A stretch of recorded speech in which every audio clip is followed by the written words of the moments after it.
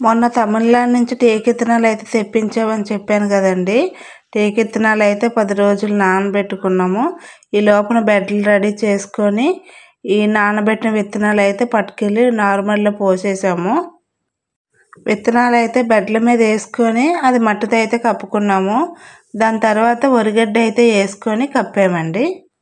టేకునారు పోసే పద్ధతి అంతా వీడియో తీసి పెడదాం అనుకున్నాను. ఆ టైంలో వర్షం పడడం వల్ల వీడియో తీయడం అయితే కుదరలేదు. వరిగడ్డతో కప్పుకున్న తర్వాత వాటర్ అయితే పైనుంచే పెడుతున్నాము. నారు పోసిన 15 రోజులకైతే మనకు మొలకలు అయితే కనిపిస్తాయి. 20 రోజులు అయిన తర్వాత అయితే పూర్తిగా మొక్క అంతా బయటకు వచ్చేస్తుంది. మనం అప్పుడు ఈ వరిగడ్డ అంతా తీసేసుకోవాలి. వరిగడ్డ తీసేసిన తర్వాత కలుపు అయితే అప్పటికి చాలా విపరీతంగా వచ్చేస్తుంది. మొక్కలు చూసుకొని జాగ్రత్తగా కలుపు అయితే తీసుకోవాలి.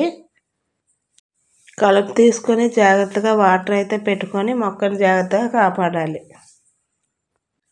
తర్వాత మొలకలు వచ్చినవి కలుపు తీసినవి కూడా నేను వీడియోలు అయితే తీసి పెడతాను. అలాగే నా ఛానల్లో మొక్కలు తయారు చేసే విధానం అయితే ప్రతిదీ వీడియో తీసి పెడతాను. అలాగే నా వీడియోలు నచ్చితే లైక్ చేసి షేర్ చేసి నా ఛానల్ సబ్స్క్రైబ్ చేసుకోండి. ఓకే ఫ్రెండ్స్, బాయ్ మరి.